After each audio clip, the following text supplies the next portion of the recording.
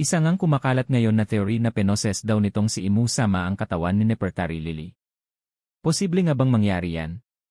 Isang asa sinasabing patunay ay dahil nga raw ay kayang magposes itong si Imu Sama sa ibang katawan katulad niya sa ginawa niya kay Gulko, at dahil nga napatunayan na kayang gawin ito ni Imu ang pagpoposes kay Gulko ay kaya rin niyang gawin ito sa ibang mga tao.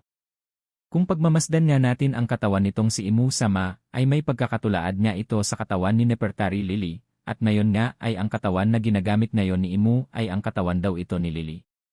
Dahil nga daw napatunayan na ito sa ginawa niya kay Gulko sa nagdaang chapter sa pagposes ni Imu kay Gulko, kaya daw ay hindi malabo na ginawa niya rin niya ito kay Nefertari Lili. Isang daw sa pinagbasihan dito ay ang buhok ni Gulko, na dati ay maiksi pa noong hindi pa siya sinasaniban ni Imu. Pero noong pinoses na siya ni Imu ay bigla nga raw humaba ang buhok nitong si Gulko. Alam naman natin na mahaba ang buhok nitong si Lili.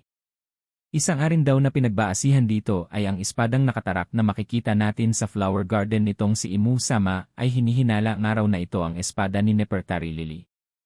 Alam na natin na tumanging maging isa sa mga nag-alyansang mga hari laban kay Joy Boy itong si Lili, at hindi nga niya iniwang nakatarak ito sa empty throne bilang pagtangi sa alyansang ninanais nitong si Imu Sama.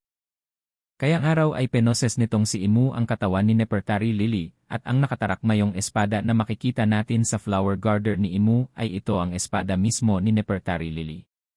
Masama nga nitong si Imu Sama kaya hindi nakakapagtaka na kayang iposes ni Imu ang ibang tao, katulad niya sa ginawa niya dito kay Lili at Gulko. Isa pa ngang patunay na kayang gawin ito ni Imu ay dahil nga kayang magbigay nitong si Imu Sama ng lakas katulad nga ng ginawa niya ngayon sa mga warriors ng Elbaf. At pati na rin sa mga nasasakupan niya katulad sa mga 5 elders, at dahil kayang magbigay ni Imu Sama ng kakaibang lakas sa mga taong gusto niya, ay kaya niya rin itong bawiin kung kalian niya gusto. Katulad na nga ng ginawa niya sa isa sa mga elders na si Saturn. So ayan nga mga lods ang bagong theory na nasagap natin. Kaya kung nagustuhan nyo nga ang theoring ito ay pasuyo na lang na i-like ang video at e-follow na rin ang ating page. Salamat sa panunood.